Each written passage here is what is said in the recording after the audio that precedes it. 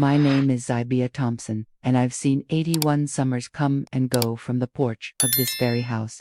81 years of watching the sun bake the life into Harmony Creek, and then bake it right back out again. In the heart of summer, like it is now, the air gets so thick and heavy with humidity, it feels like you could take a spoon to it. The only thing that moves fast is the buzzing of the cicadas in the oak trees, a sound so constant you forget it's there until it stops. From right here, I can smell Mrs. Gable's roses from 2 houses down, all mixed with the faint, sharp scent of gasoline from the station at the edge of town. It's a place built on decency and front porch waves, but the wood of these houses has ears, and the windows have eyes. The kindness here is a sturdy thing, but it's got sharp corners. Folks watch, they always have. This old house has done more watchin' than most.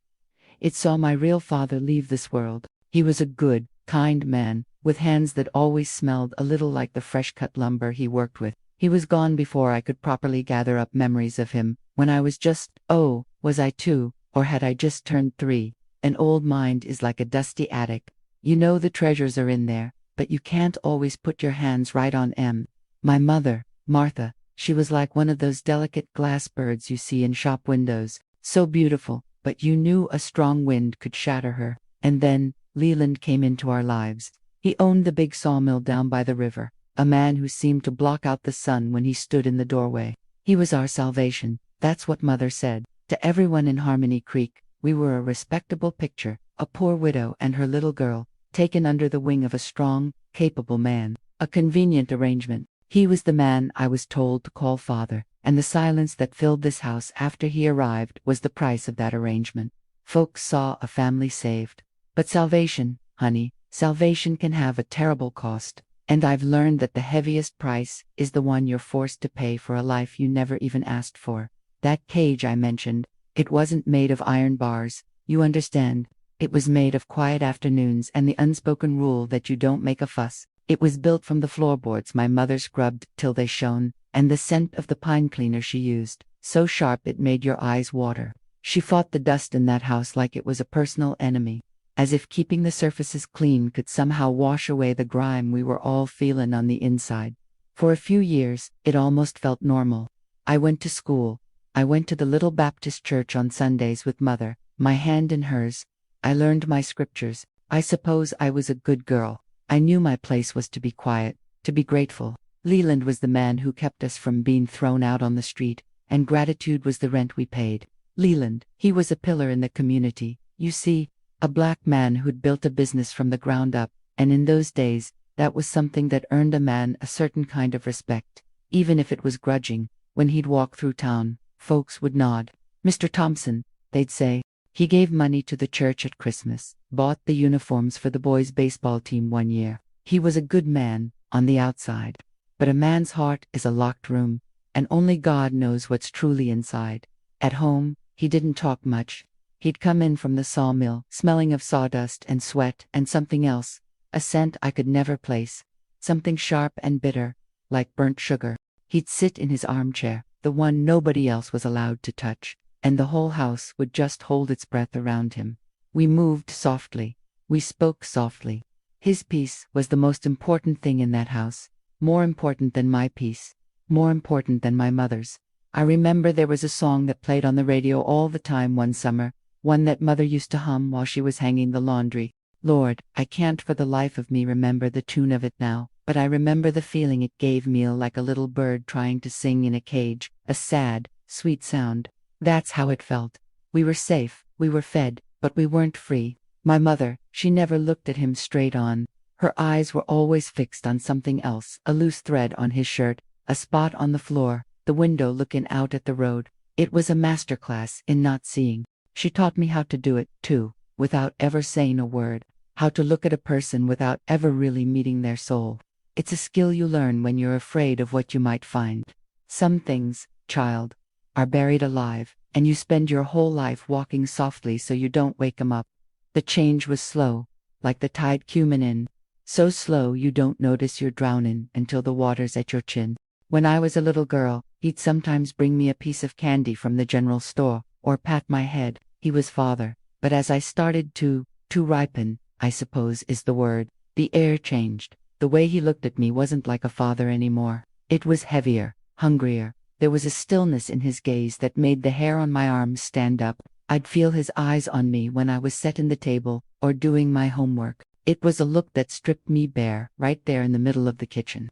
The real shift, the moment the ground fell away beneath my feet, came one evening. It must have been late fall, because the sun was setting early. I was drying the dishes, and he came up behind me. I thought he was just passing through to his chair, but he stopped. I could feel the heat of him on my back. He put his hand on my shoulder. It wasn't a pat. His fingers were heavy, and they just stayed there, pressing into me. I froze, every muscle in my body screaming. I looked across the little kitchen, right at my mother. She was sitting at the table, folding napkins. She saw it. I know she did. I saw her hands pause for just a second on a crisp white square of linen. I begged her with my eyes, "Please, say something. Make him stop." She looked at me, and for a heartbeat I saw that fragile porcelain doll again, terrified and lost. But then her gaze just slid away. It slid right past me and landed on the clean, folded napkins, as if they were the only thing in the whole world that mattered. She picked one up and continued her work, her movements precise and calm. In that quiet, empty moment, I understood a truth so cold it burned. I wasn't her little girl to be protected anymore. I was part of the price. Maybe I was the biggest part. The world keeps on turning, and a girl's body doesn't ask for permission to change. It just does. I was growing up, and I suppose he noticed. I suppose they both did. The Lord gives you your innocence for such a short season. And the spring I turned 13. That was when I learned that some saviors are just monsters you haven't seen the teeth of yet. Spring in Harmony Creek is a sweet, cruel liar. It comes in with the smell of damp earth and fresh rain, painting everything in shades of green so bright they hurt your soul. The dogwood trees bloom, and for a little while, you can almost believe in new beginnings. That was the spring I turned 13. My body was a stranger to me, all sharp angles and new feelings, and I spent most of my time in my little room at the back of the house. It was my sanctuary. The wallpaper, I remember it so clearly, was covered in tiny pink roses, climbing up these little green vines. Before that spring, I'd lay in my bed and trace their patterns with my eyes, counting the buds and the full-blown flowers. It was a silly game, a child's game. It was a way to make the world feel orderly and safe. I didn't know then that a place could be both a sanctuary and a prison. I didn't know that the prettiest walls can hide the ugliest sins. The first time, it wasn't violent. Not in the way you see in moving pictures, with screaming and fighting. It was worse. It was quiet. It was a Tuesday, or maybe a Wednesday. I can't be sure. The days of the week stopped mattering so much after that. I remember Mother had just finished her weekly deep clean of the house, and that sharp, clean smell of pine was everywhere. It was a smell I used to love. Now, it just smells like fear. Leland came into my room without knocking.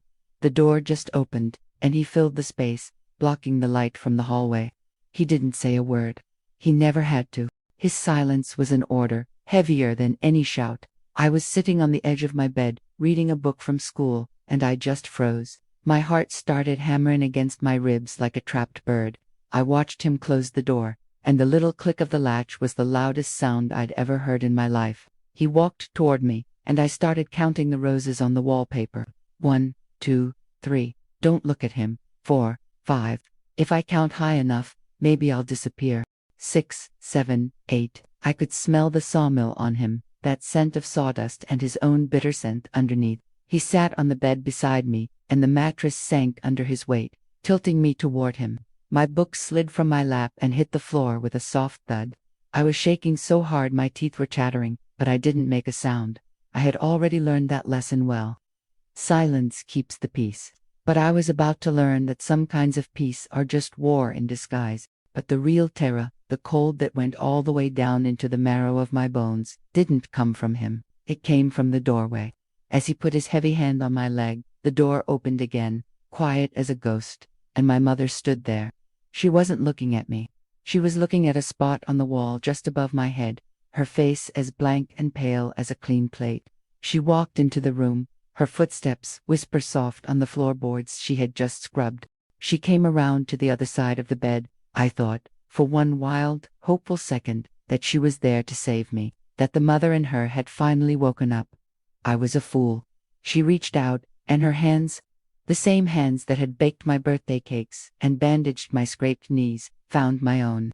She took my wrists and pressed my hands down flat against the mattress, one on each side of me. Her grip wasn't angry. It was worse. It was methodical, resigned. It was the grip of someone doing a terrible chore that they hated but knew, for their own survival, had to be done. And in that moment, looking up past Leland's shadow into the empty eyes of my own mother, I understood that I was truly, completely alone. I was an orphan twice over, betrayed by the man who was meant to be my father, and sacrificed by the woman who gave me life. She held me there, steady and silent, her gaze fixed on the wall, while he broke the world in two. When it was over, the silence that rushed back into the room was different. It wasn't an empty silence anymore. It was heavy, thick with the thing that had just happened.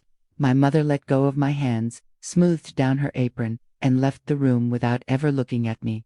Leland followed a moment later, and I was left alone with the roses on the wall, their silly, smiling pink faces mocking me. That night, something innocent in me died in that room, and I knew, with a certainty that settled in my bones like a winter chill, that this wasn't the end of something. It was just the beginning. The beginning of a long, terrible secret this house, and my body, would be forced to keep after the first time. There are no other first times. There is only the time before, and the long, gray, endless landscape of the time after. A new and terrible rhythm settled into our house, a quiet, methodical beat of sin. The encounters, as you call them, became a part of the calendar, as regular and unwanted as the first of the month. I learned the sound of his footsteps in the hall, could tell by the weight of them if he was headed to my door. I learned to make myself small, to retreat to that quiet place in my mind, somewhere up by the ceiling where I could just float and watch the roses on the wallpaper. I split in two.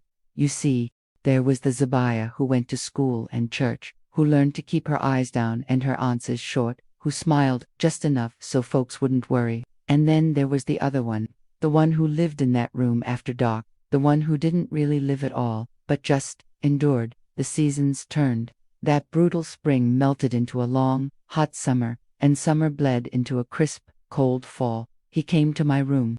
I tried to remember how often. Some weeks it felt like every night, other times there might be a few days of peace. A peace so fragile I was terrified to breathe for fear of breaking it. Lord, it's like trying to count raindrops in a hurricane. You don't remember each individual drop. You just remember the fury of the storm, and the fact that you're drowning. My prayers to God changed at first. I had prayed for rescue. I'd prayed for my mother to wake up, for Leland to be struck by lightning, for my real father to come down from heaven and save me. But after a while, my prayers got smaller. I started praying for numbness. Dear God, I'd whisper into my pillow, please, just make me feel nothing at all. Sometimes, I think he answered that prayer. That was its own kind of damnation. My mother continued her silent dance of complicity. She never spoke of it. Not once. She'd look right through me, her eyes seeing a smudge on the windowpane behind my head, or a loose thread on my collar. We lived like three ghosts in that house, each of us haunted by the other two. The tension was a living thing.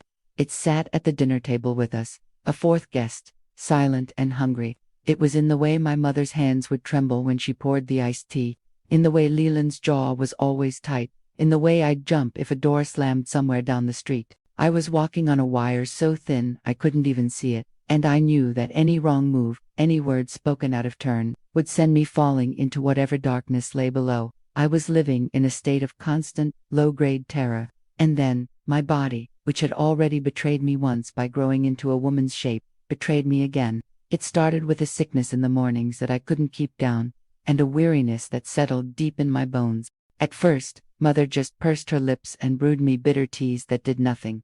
But my body couldn't keep a secret that big. My dresses, which had always been loose on me, started to feel tight around the waist.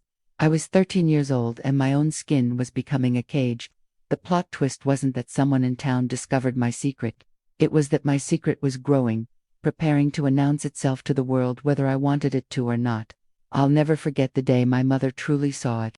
I was standing by the window, and the afternoon sun was cutting across the room, leaving nothing in shadow.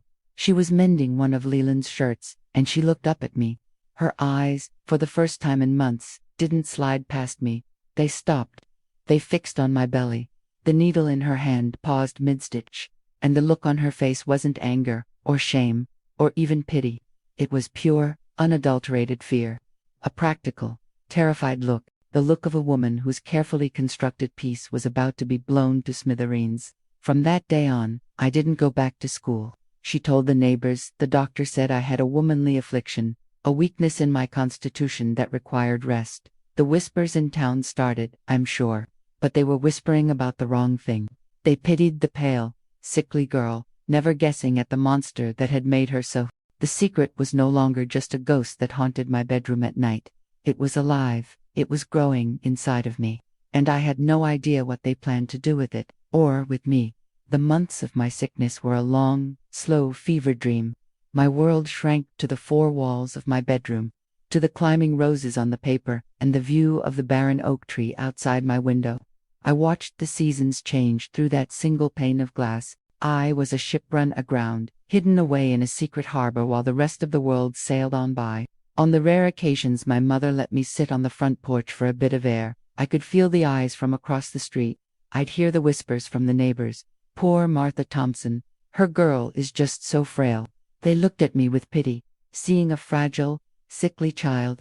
They had no idea. My sickness wasn't in my lungs or in my blood. It was in this house. It was in the man who slept down the hall. And it was growing inside of me, a living testament to a sin so dark that town couldn't have imagined it in its wildest nightmares.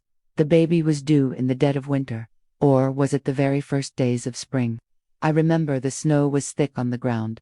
I know that much. It made the world outside my window look so pure and clean, a perfect white lie covering up all the mud and rot underneath. The night it happened, the pain started low in my back, a dull ache that I tried to ignore. But it grew, coiling and tightening inside me like a hot snake. I knew, a body knows things the mind tries to deny. I finally crawled out of my room and found my mother in the kitchen. I didn't have to say a word. She took one look at my face, pale and sweating in the dim light, and her own face went hard. It wasn't a look of comfort. It was the look of a general whose enemy has finally appeared on the battlefield. She just nodded once, her lips a thin, tight line, and led me back to my room, back to the roses on the wall. Hours passed. The pain was a red and black ocean, and I was drowning in it. I cried out. I couldn't help it. My mother put a cloth between my teeth. "Bite on this," she whispered, her voice rough. "You cannot be loud." I thought, in my delirium, that this was it. That they would let me die in that room, that the sin would just burn itself out with my life. But just after midnight, I heard the sound of a car engine cutting through the still night air.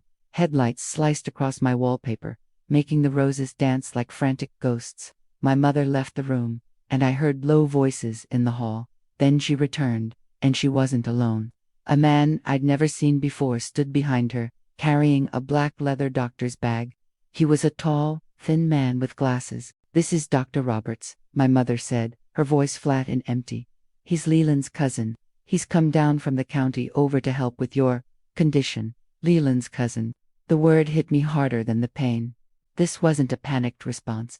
This was a plan. A cold, calculated conspiracy to dispose of a problem. The doctor didn't look at me like a patient. He looked at me like a job to be done. As the final, terrible pains began to rip through me, my mother was there. She wasn't holding my hand to comfort me. She was holding my shoulders down against the mattress, her weight pinning me, her face turned away. It was a horrifying echo of all the other nights, the same ritual of sacrifice, just for a different purpose. There was a cry, for one single, stunning moment. The room was filled with a thin, furious sound, the sound of a new life demanding to be heard. It was the most beautiful and terrible thing I had ever experienced. But it was over in a second. The doctor was quick, efficient. I saw him wrap the baby in a blanket and place it in his black bag. He didn't even look to see if it was a boy or a girl. He just packed it away. My mother finally let go of my shoulders. Dr. Roberts snapped his bag shut. A final, metallic click in the devastating quiet. He walked out of my room, and I heard him speak to Leland in the hall before the front door opened and closed. He left, just as he came, a phantom in the night, his bag looking heavier, fuller than when he arrived. The silence that followed was the most profound I have ever known. It was the silence of a life that was, and then suddenly wasn't. They had taken the evidence, but they couldn't take the knowing. I was 14 years old, and I was already a ghost, haunted by the ghost of my own child. That was the first time they buried one of my secrets. If you have the heart to find out what happens when your soul has been stolen and sold, make sure you subscribe to this channel and share this story, because my time in that room was far from over. The morning after, the world outside my window was still an ocean of white. The snow was untouched, pure, and perfect, a pristine blanket covering all the world's ugliness. Inside me, there was just an echo, a hollowed-out space where a life had been. My body felt like a house that had been ransacked, all the furniture stolen, leaving only dust and emptiness. I lay in my bed for days. My mother would bring me soup. Was it chicken broth? Or some kind of vegetable soup? Lord, I can't recall the taste of it.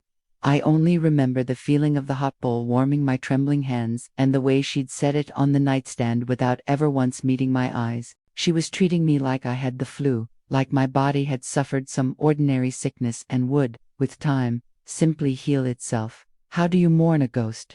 There was no funeral, no grave to visit, no name to whisper into the dark. There was just a terrible, aching void. I had carried a life inside me, and now it was gone, as if it had never been. The only proof it ever existed was the hollowness in my soul and the faint, phantom weight I could still sometimes feel in my arms. Leland acted as if nothing had happened. He'd sit in his armchair in the evenings, reading the newspaper, the smoke from his pipe curling up toward the ceiling. His silence was no longer just oppressive. It was now a deep and profound insult. It was a declaration that what had happened in my room, what had been torn from my body, was of no consequence. It was less than nothing. My mother, on the other hand, launched herself into a fury of cleaning. She scrubbed the floors of my room twice that first day, the smell of pine so strong it burned my throat. She was trying to wash away the memory of Dr. Roberts's footprints, trying to cleanse the air of the scent of sin and sorrow. But some stains, they don't ever come out. After a couple of weeks, she decided I was well enough. I had to perform my recovery for the town. She'd make me sit on the front porch in the cold afternoon sun, a thick quilt over my legs. If a neighbor walked by, she'd call out, "Zabias, get in her strength back, praise the Lord," and I would have to conjure up a weak, pale smile. They'd smile back, full of pity for the poor, frail Thompson girl. I was a living lie, a walking, breathing secret, wrapped in a quilt on a front porch in a town that saw everything and understood nothing. Their pity felt like acid. I would have rather had their hatred. At least hatred is a form of seeing someone for what they are. The days bled into weeks, and a new, horrifying normal began to set in. The abuse did not stop. The ritual in my bedroom continued, but now it was colored by a fresh layer of terror, because it was in those weeks that the true, lasting consequence, the real plot twist of my new life, began to dawn on me. I saw it in the way my mother no longer looked at me with that panicked fear from when she first knew I was pregnant. That fear had been replaced by a kind of grim, cold resolve. I saw it in the way Leland seemed more at ease, more entitled. The problem had been dealt with, the crisis averted. And I realized that the visit from Dr. Roberts, Leland's own cousin, wasn't some desperate last-minute solution they had scrambled to find. It was a system. It was a machine they had built, a well-oiled process for erasing inconvenient truths. My body, his sin, her complicity, the doctor's black bag. We were all just parts of the engine. They hadn't just survived a crisis, they had perfected a method. And the cold certainty of that settled over me like a shroud. This wasn't over. This would happen again. I had survived the first storm, yes, but I was looking up at a sky that promised 100 more. They hadn't just taken a child from me, they had established a harvest, and I was the field. I looked at my own 14-year-old hands, lying useless on top of that quilt, and I knew, with a clarity that stole the very breath from my lungs, that my womb was destined to be both a cradle and a grave, over and over again. Time in that house stopped moving in a straight line. It became a circle, a terrible, repeating loop of fear and silence, broken only by the sound of Leland's footsteps in the hall. The seasons changed outside my window, but in my room, it was always the same gray twilight of waiting. I must have been 15, or maybe I had just turned 16. The years started to melt one into the other, each one marked only by the color of the leaves on the oak tree and the constant, unchanging dread inside me. I learned to read the weather in my own body, and I knew the storm was coming again long before the clouds gathered.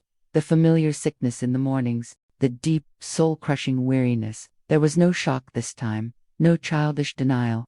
There was only a weary, hollow resignation.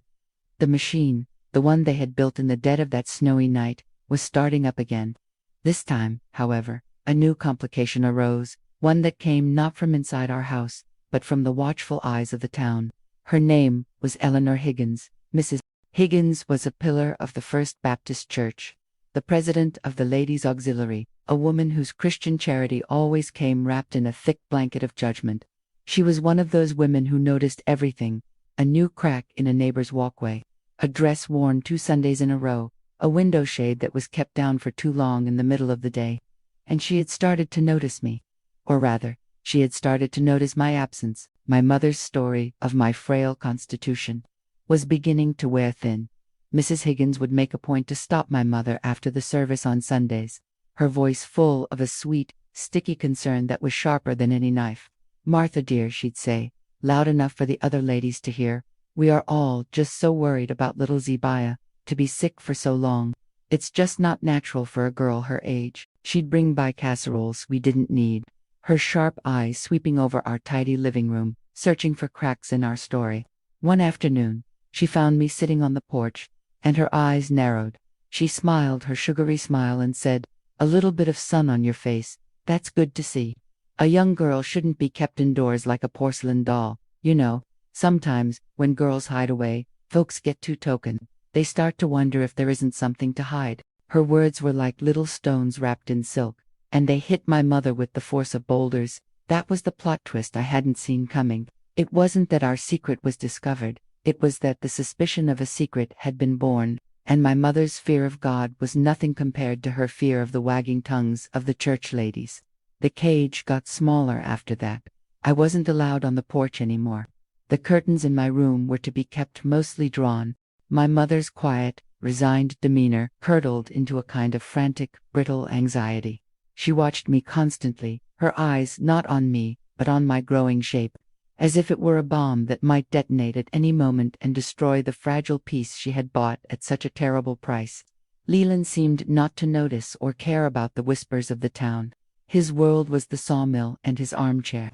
But my mother lived and died by the good opinion of Harmony Creek. As my time grew near again, a new kind of fear began to creep into my heart. It was a fear of my own mother. Before, I was a secret she had to keep. Now, I was a scandal she had to prevent. She wasn't just managing a sin anymore.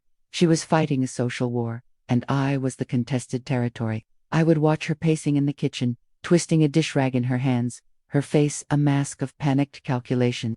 The first time, she had sacrificed my soul for her security. This time, I had the terrible feeling she would sacrifice anything and anyone for her reputation. And as the days grew shorter, and my body prepared for its grim harvest, I began to wonder what new horror she would be willing to invent, what new price she would be willing to make me pay, just to keep Mrs. Higgins and the rest of the town from knowing the truth. The air in our house grew thin, stretched tight with my mother's fear. Every knock at the door made her jump. Every time the phone rang, she'd freeze, her hand flying to her throat. Mrs. Higgins's suspicions had poisoned our well, and we were all slowly dying of thirst for a peace that would never come. My prison shrank with each passing day. The curtains stayed drawn, casting my room in a perpetual gloom that matched the one in my soul. I felt like a secret that was becoming too dangerous to keep, and I started to fear what my mother, in her desperation, might be capable of. A cornered animal is a dangerous thing, and my mother was cornered by the whispers of a town that demanded piety and perfection. The new layer of our family's secret was revealed to me on a humid Tuesday night, the kind where the air is so heavy it feels like a blanket you can't throw off. I couldn't sleep, the baby was restless inside me, and my own heart was a frantic drum. I crept out of my room, needing a glass of water, anything to break the monotony of the darkness. As I passed the living room, I saw a sliver of light from under the door and heard my mother's voice, a hushed, frantic whisper into the telephone. I froze, my bare feet cold on the wood floor. I knew I shouldn't listen. But I was a prisoner gathering intelligence, trying to understand the terms of my own captivity. It was Dr. Roberts on the other end. I could tell. My mother's words were clipped. Terrified. No. He can't know I'm this worried, she hissed into the receiver. It's the Higgins woman. She's like a dog with a bone. She asked me yesterday if we'd had the pastor come pray for Zabiah's soul. There was a long pause. Yes, she finally said, her voice dropping even lower. It will be soon. The usual arrangement. But you have to make it quick this time. Do you understand? Clean, no sounds, no mistakes. Another pause. Her next words came out in a choked sob, and they were the words that changed everything. Because he will not stand for any trouble. You know that, if this gets out, if we're shamed, he'll leave us with nothing. Nothing. It's her life, or ours. And I am not going back to being nothing. It's her life, or ours. The words went through me like a shard of ice. In that moment, the portrait of my mother, the one I had painted in my mind out of pure hatred, shifted. I had seen her as a monster, a cold, unfeeling accomplice to evil. But what I heard in her voice that night was something far more pathetic, and maybe even more dangerous, pure, selfish terror. She wasn't just protecting her comfort or her quiet life. She was terrified of Leland, terrified of being abandoned by him and cast back into the poverty that had haunted her since my real father's death. She hadn't sacrificed me on the altar of her convenience. She had sacrificed me on the altar of her fear. She wasn't just evil. She was a coward, and she had made me pay the price for her cowardice. A few nights later, the familiar pains began. The ritual played out just as it had before. The quiet call to Dr. Roberts, his silent arrival, the black bag in his hand. But this time, I watched it all through new eyes. As my mother held me down, her face a mask of grim determination, I wasn't just looking at my tormentor.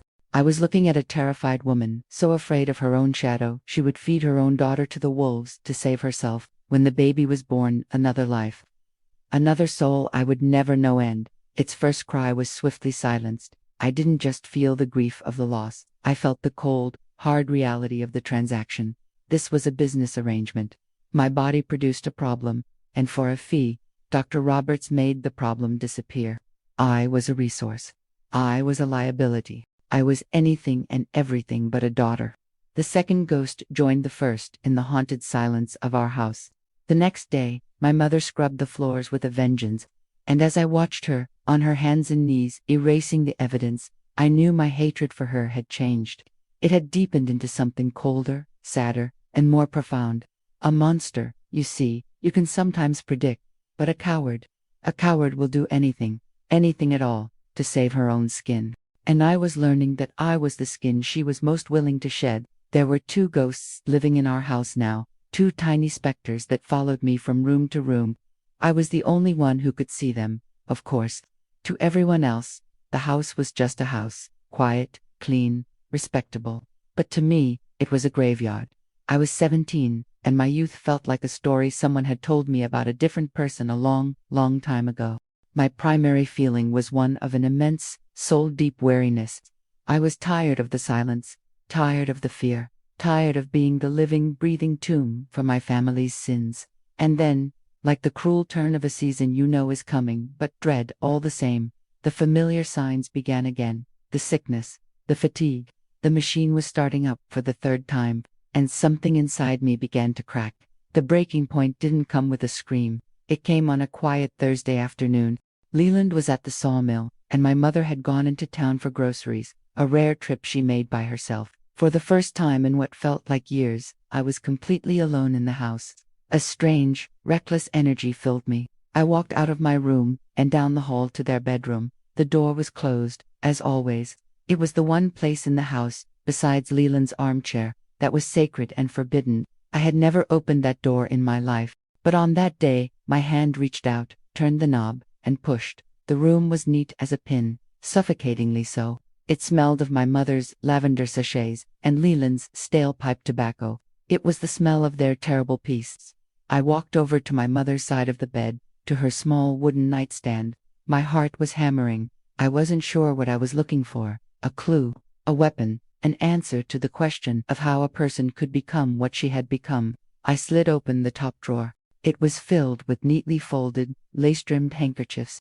Beneath them, My fingers brushed against something soft and small. I pulled it out. It was a single, tiny baby booty, knitted from a cheap, pale yellow yarn.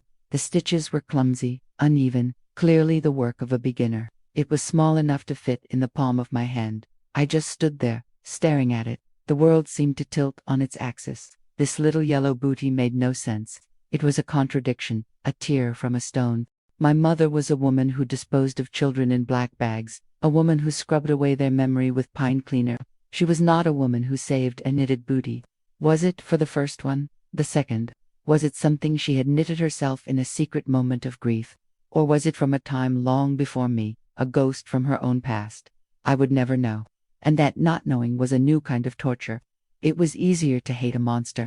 It was much, much harder to hate a monster who might, in a secret drawer, weep for what she'd done. This booty was a piece of a puzzle I never knew existed, and it scared me more than the simple, clean hatred I had grown so used to. I held it in my hand, and a wave of something hot and wild washed over me. I would confront her. I would wait until she came home, and I would hold it up to her face. I would make her look at it. I would make her say a name.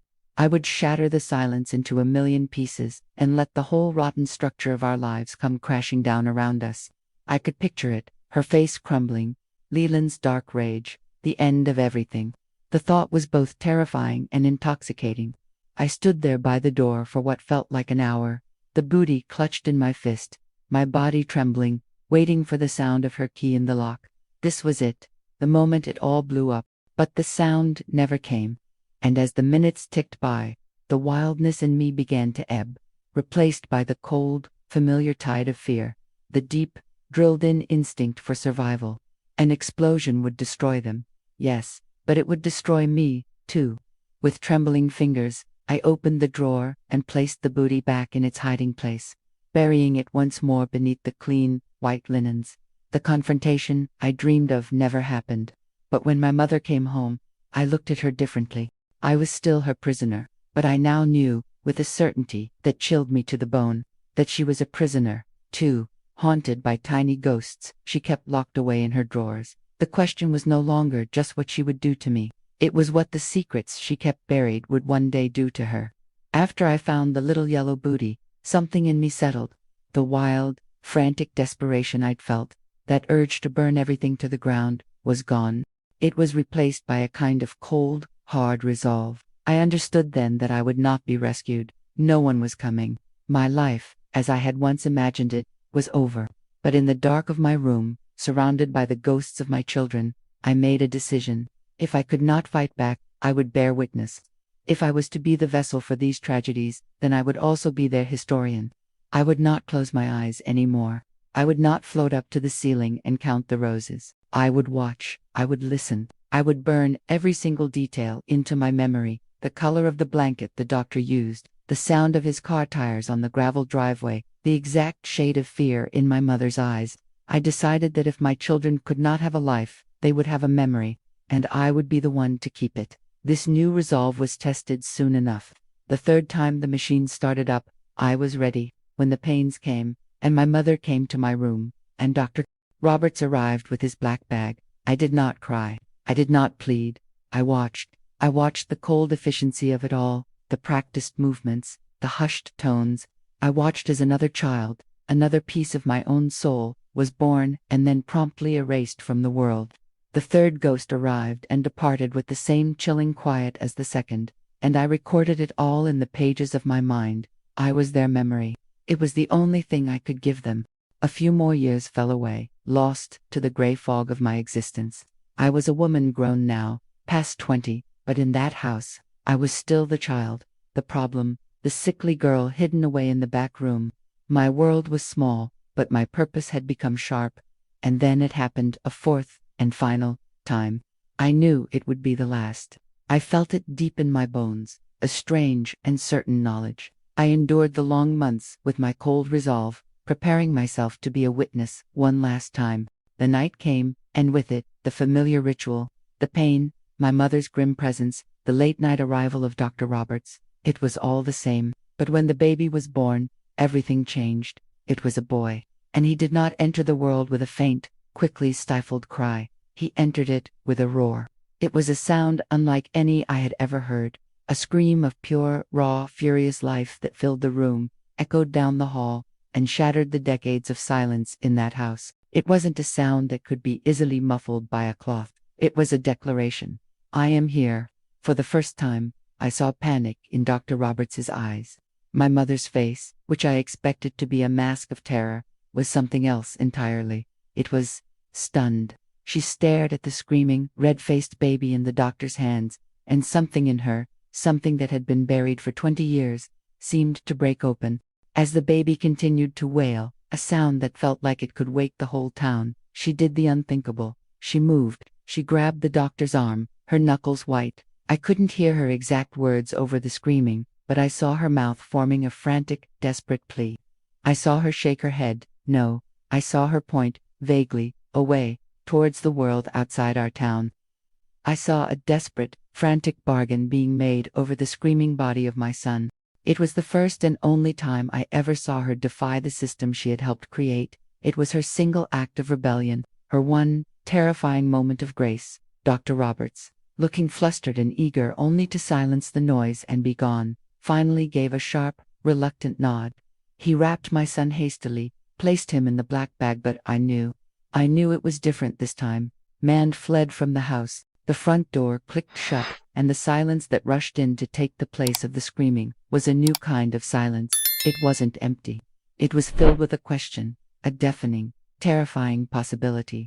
For the first time, one of them had left my room alive. A seed of a terrible, dangerous hope was planted in the barren soil of my heart that night. And for the next 50 years, I knew it would either be the thing that saved me, or the thing that would finally poison me for good. Hope is a patient, cruel thing. For nearly 50 years, that tiny seed of hope planted on the night of my 4th child's birth lay dormant in the frozen ground of my heart. Decades passed. I lived in that house like a nun in a silent convent. The ghosts of my children my only companions. The world outside changed. Cars got fancier. Televisions appeared in every living room. But inside the walls of my home, time stood still. Leland died first. It was a sudden, massive heart attack down at the sawmill. There was no grand confrontation, no deathbed confession. He was just gone. One minute he was a shadow that darkened my whole life, and the next he was just a memory. It felt strangely empty. My mother lingered for 2 more years. Without him, the source of her terror and her security was gone, and she just seemed to fold in on herself, like a plant deprived of water. She withered away in that house, becoming as silent and faded as the ghosts I lived with. And then she was gone, too. I buried her next to my real father, and I was left completely alone, the queen of a silent, haunted kingdom. For years, I did nothing. I cleaned the house, tended the small garden, and never, ever touched their bedroom. It remained a locked shrine to a profane god, its secrets sealed within. But last winter, something shifted in me. I was 80 years old, and a strange, unfamiliar courage began to bubble up inside me, a final act of defiance against a lifetime of silence. On a cold, gray afternoon, I climbed the creaking stairs to the attic, a place I hadn't set foot in since I was a little girl. The air was thick with the smell of dust and decay and forgotten things. In the farthest corner, under a stack of old Motherton quilts, was my mother's old cedar chest. And inside it, I knew, was her sewing box. It was a heavy thing, far too heavy for just thread and needles, and it was locked. I carried it downstairs, my old heart hammering against my ribs. I took a screwdriver from the kitchen drawer and, with a single, sharp crack, I broke the little lock. My hands were shaking so hard I could barely lift the lid. Inside, there were no spools of thread, no thimbles, no needles. There were books, 6 hardcover diaries, their leather covers cracked with age, all tied together with a faded pink ribbon. I sat at my kitchen table, the winter sun casting long shadows across the floor, and I began to read. It was my mother's handwriting, a looping, elegant script that I knew so well, and it was the story of my life, told from the other side of the bars. I read for hours, my coffee growing cold beside me. I read about her terror of being poor and alone after my father died. I read about her seeing Leland as her only salvation. And then I read the parts that made the breath catch in my throat.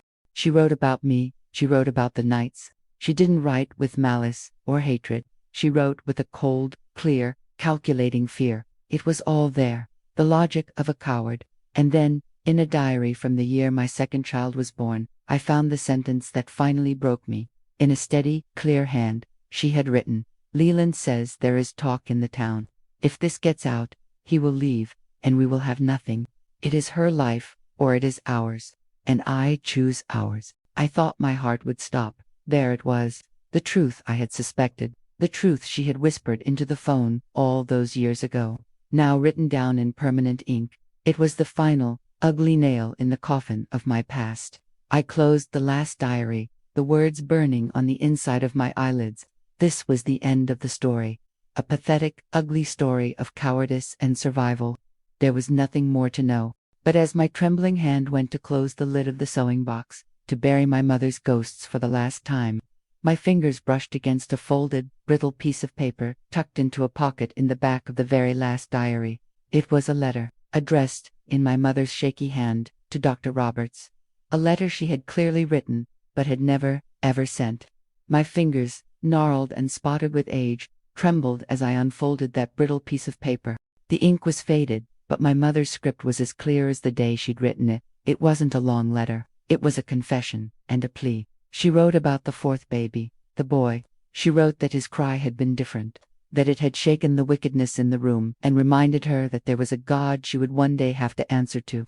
She wrote that she couldn't bear to see him go into the darkness like the others. And so, in her one and only act of defiance against the man she feared so much, she had begged Dr. Roberts, she had begged him, in the name of a God she had long ignored, to give the boy a chance at life, to drive to another state, to a city where no one knew them, and leave him, safe and warm, on the steps of a church. She ended the letter by saying she knew she was damned for what she had allowed to happen, but she prayed that this one single act might count for something in the eyes of the Lord.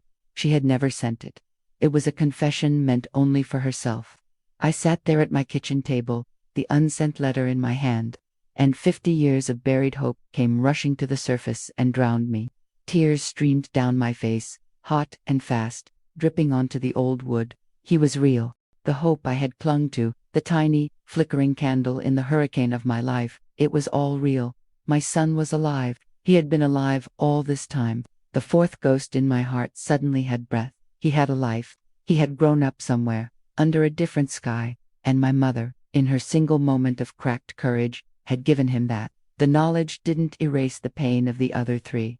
It didn't absolve my mother of her sins, but it changed the shape of my grief. It was no longer a story of absolute loss. It was now a story with a question mark at the end. That was last winter. And you might think that's where the story ends, with an old woman finding a final, bittersweet peace. But you see, this isn't just a story about the past anymore, because on my kitchen table, right now, next to my cold cup of coffee, sits another letter. This one is not old and brittle. The envelope is crisp and white. The postmark is from last week, and the stamp is from the state of Missouri. It's from a man who just turned 60 years old. A man who, after his adoptive parents passed, found papers that told him he was a foundling, left at a church in St. Louis. A man who has spent the last year searching for any sign of the mother who gave him up. He found me through a distant connection to Dr. Roberts's family records. His letter is full of questions. He wants to know where he comes from. He wants to know about his mother. He doesn't know the nest of vipers he was born from. He doesn't know the story of pain and fear that led to him being left on those church steps. He only knows that he is looking for his beginning, and I am his beginning. For the first time in my 81 years, the future scares me more than the past. But I've learned a few things in this long, quiet life. I've learned that you can bury a secret, but you can't kill a truth. It's a living thing. It just sleeps, waiting for a crack of light to grow toward. I've survived the silence, I've survived the ghosts, and I have survived my own despair. I am the witness to it all.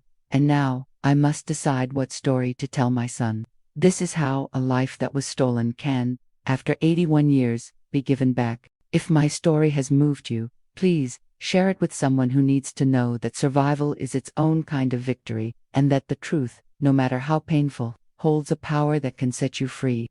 I'm still here, in this quiet house, and I truly want to know what you think. Tell me, what city are you watching this from? I'd love to know just how far my son's story has traveled before he even hears it himself. And please, subscribe to this channel and follow my story, because it seems, after all this time, my real life is just about to begin.